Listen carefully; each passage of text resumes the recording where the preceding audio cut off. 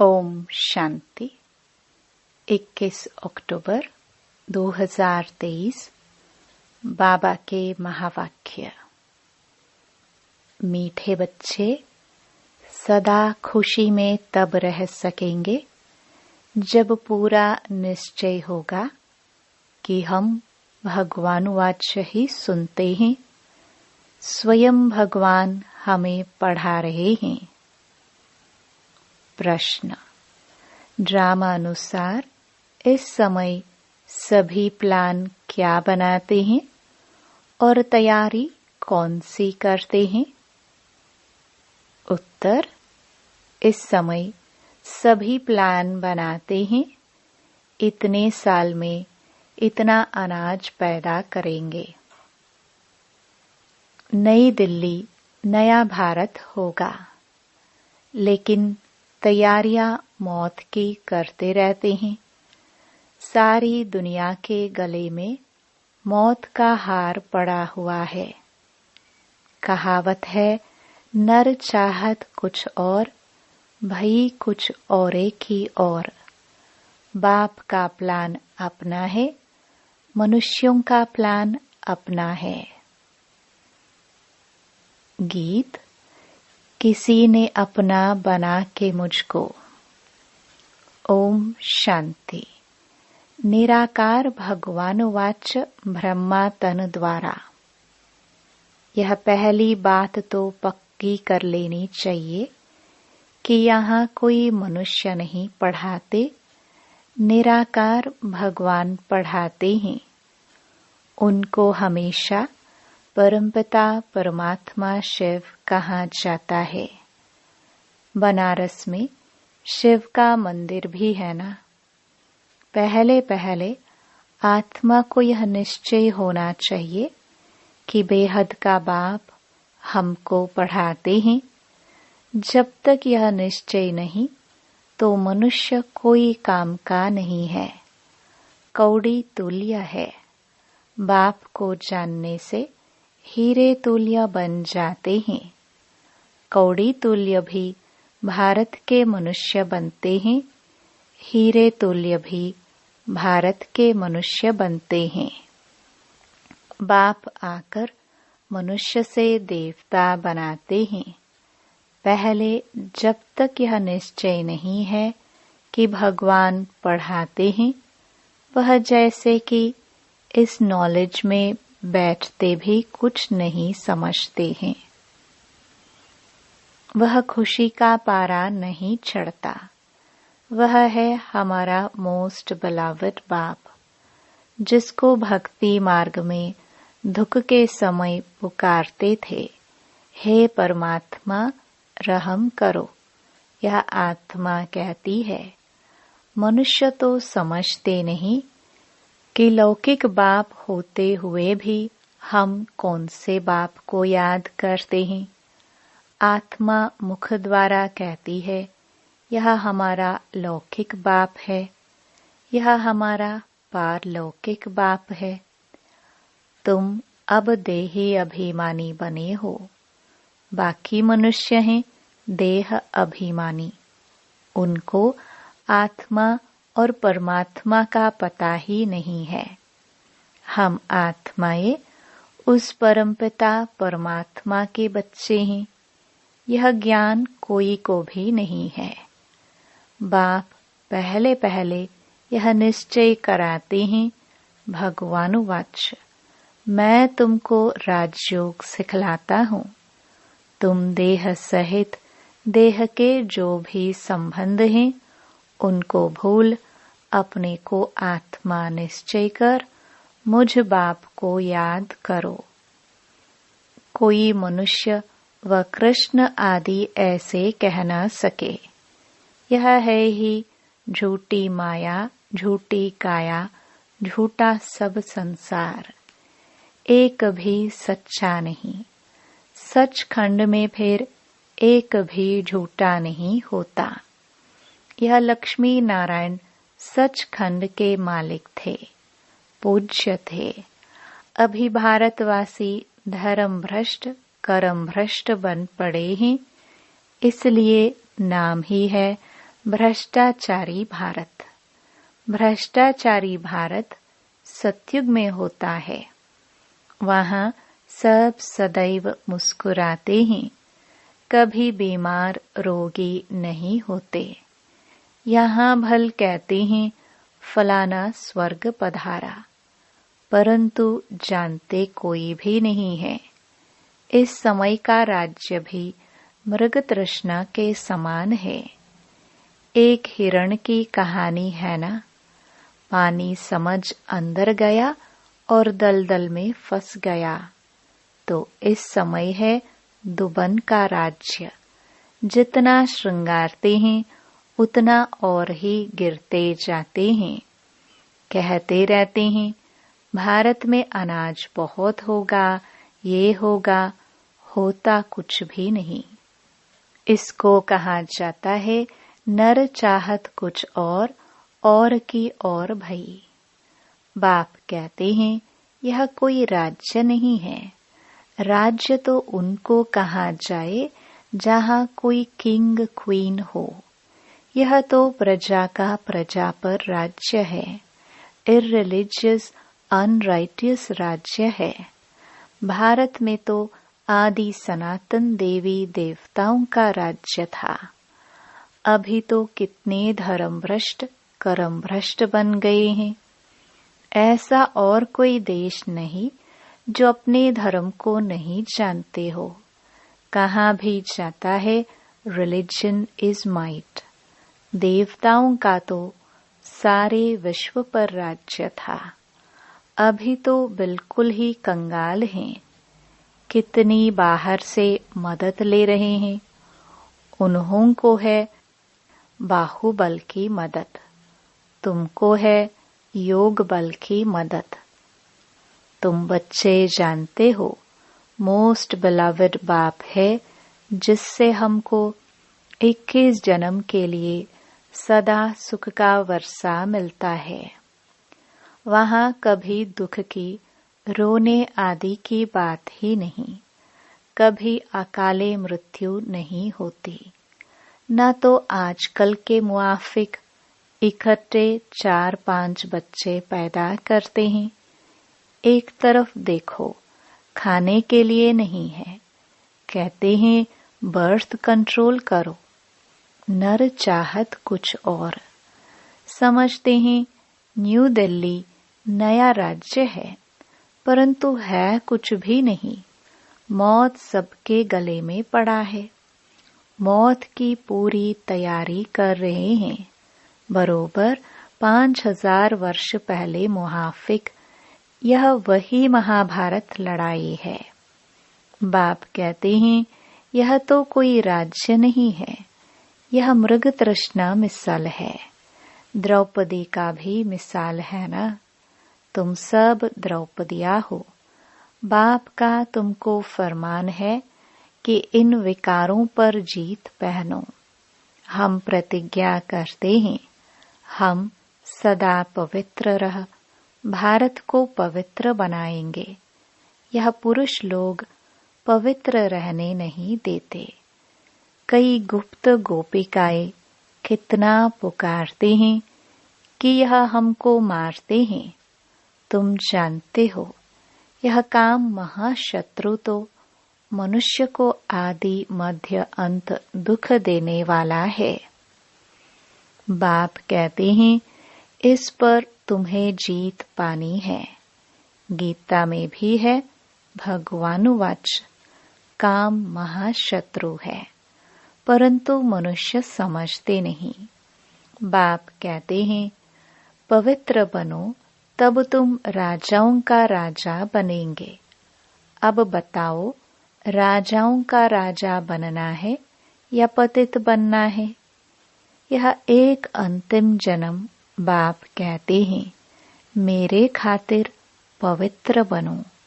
अपवित्र दुनिया का विनाश, पवित्र दुनिया की स्थापना हो जाएगी।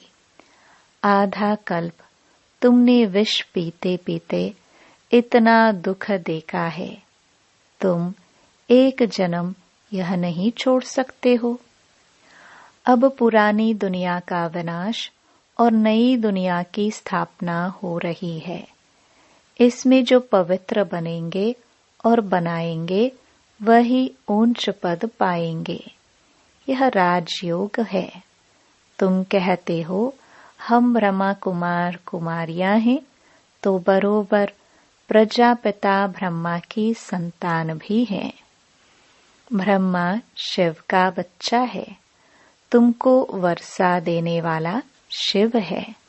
यह इनकॉर्पोरियल गॉड फादरली यूनिवर्सिटी है। वह हेवन स्थापन करने वाला, वर्षा देने वाला शिव है। वही गॉड फादर ब्लिसफुल नॉलेजफुल बाप बैठ पढ़ाते हैं। परंतु जब देह अभिमान निकले तब बुद्धि में बैठे।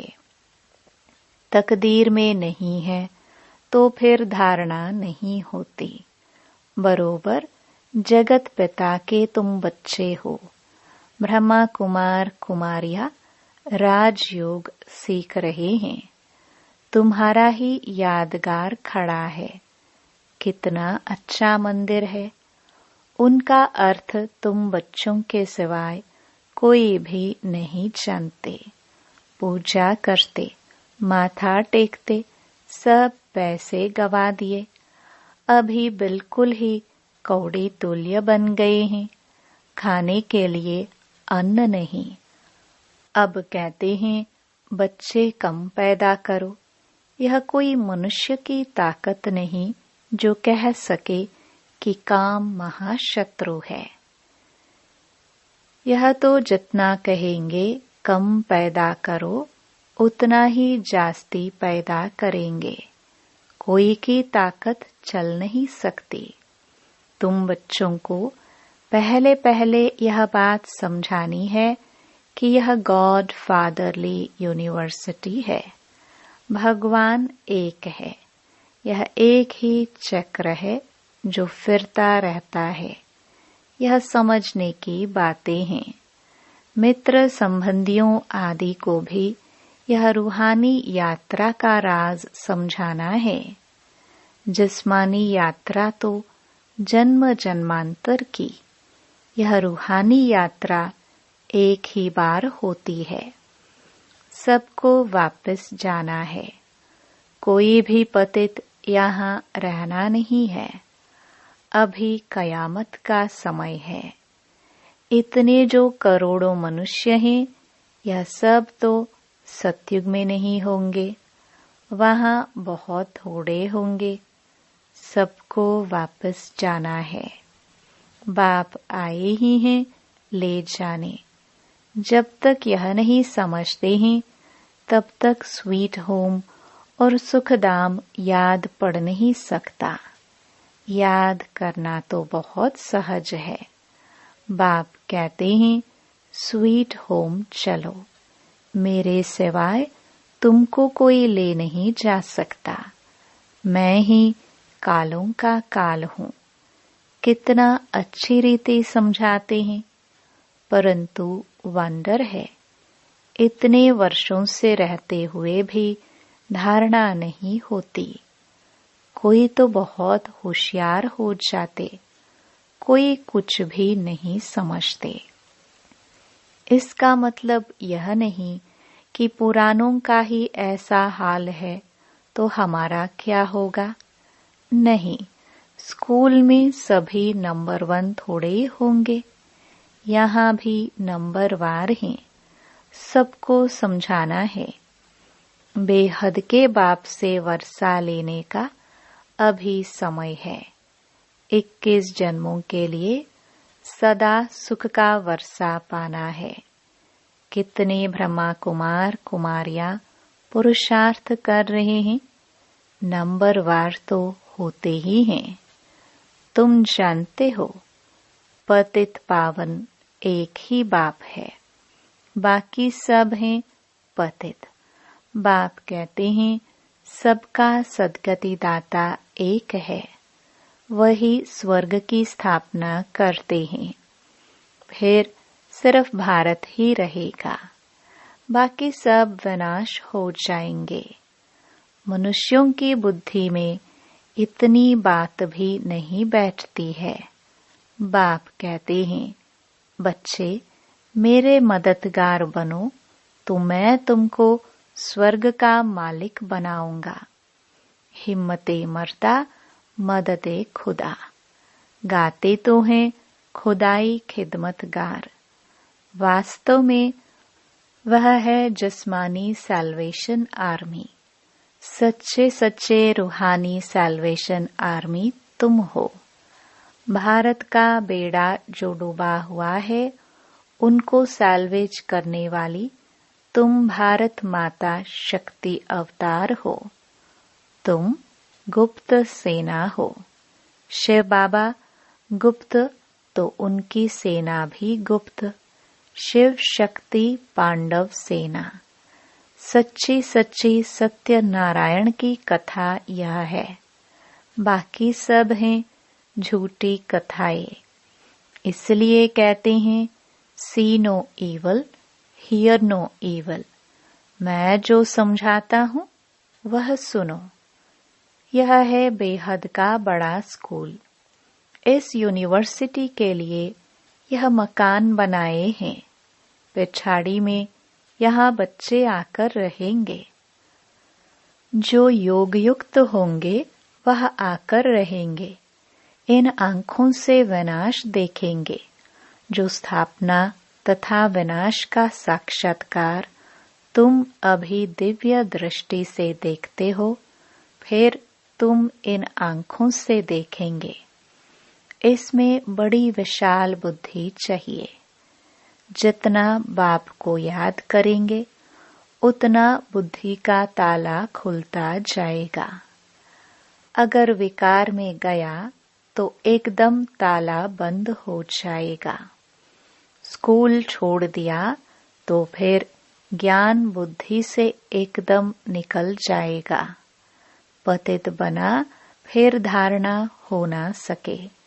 मेहनत है। यह कॉलेज है विश्व का मालिक बनने लिए।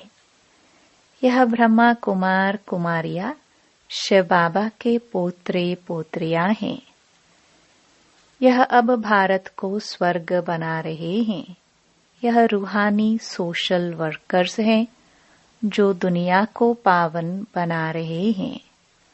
मुख्य है ही प्योरिटी। श्रेष्ठाचारी दुनिया थी, अभी भ्रष्टाचारी है। यह चक्र फिरता रहता है। यह दैवी झाड़ का सैपलिंग लग रहा है जो आहिस्ते आहिस्ते वृद्धि को पाएगा। अच्छा, मीठे मीठे सिखिलदे बच्चों प्रति मात पिता बाप दादा का याद प्यार और गुड मॉर्निंग। रूहानी बाप की रूहानी बच्चों को नमस्ते। धारणा के लिए मुख्य सार। पहला, सच्चे सच्चे रूहानी सैल्वेशन आर्मी बन भारत को विकारों से सैल्वेज करना है। बाप का मददगार बन रूहानी सोशल सेवा करनी है। दूसरा, एक बाप से ही सत्य बातें सुननी है। Hear no evil see no evil. इन आंखों से पिछाड़ी की सीन देखने के लिए योग युक्त बनना है।